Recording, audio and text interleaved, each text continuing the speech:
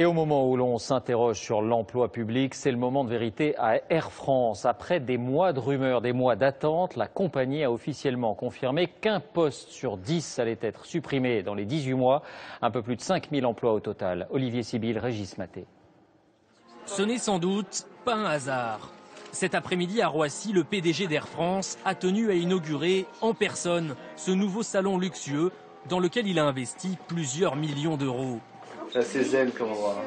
Une tentative pour redorer l'image de la compagnie, car en coulisses, Air France est en pleine turbulence. Quelques heures plus tôt, autre ambiance. En comité d'entreprise, la direction vient de confirmer la suppression de plus de 10% des effectifs. 5122 postes répartis entre 1712 départs à la retraite non remplacés et 3410 départs volontaires. Le personnel au sol sera le plus touché, mais les hôtesses, les pilotes sont aussi concernés, même s'ils pourraient bénéficier de mesures un peu plus douces, comme du chômage partiel.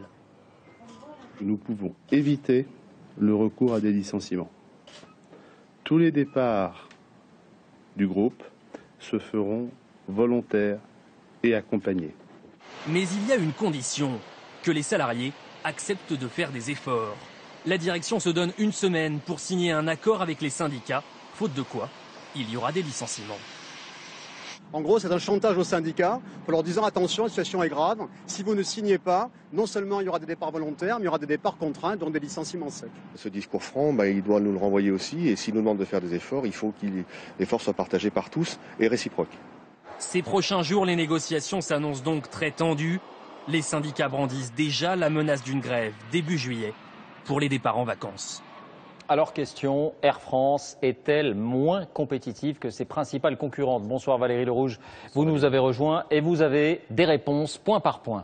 Oui, on a comparé avec la compagnie allemande Lufthansa, la véritable rivale d'Air France. Alors premier point, le temps de travail des pilotes. Ils volent en moyenne 510 heures par an seulement, j'ai envie de dire, malgré eux. Souvent ils sont payés à l'heure de vol et sont souvent sous-utilisés, surtout si on compare avec Lufthansa, 596 heures par an, et une low cost comme EasyJet, 700 heures par an. Deuxième point, plus de personnel à bord. Sur un Airbus A319 qui relie par exemple Paris à Munich, il y a 4 hôtesses et stewards chez Air France contre 3 chez Lufthansa et dans la plupart des compagnies européennes. À cela, vous ajoutez les personnels au sol, sur le tarmac, dans les bureaux, dans les agences qui représentent 2 tiers des effectifs d'Air France. Au total, les frais de personnel, tous métiers confondus, représentent 30% du chiffre d'affaires d'Air France contre 24% chez Lufthansa et seulement 9% chez Ryanair, même si Ryanair externalise beaucoup. Alors le constat est sans appel et plusieurs syndicats reconnaissent qu'il y a des efforts de productivité possibles, mais ils n'accepteront de les faire que s'il n'y a pas de licenciement sec à la clé. Merci Valérie pour ces explications.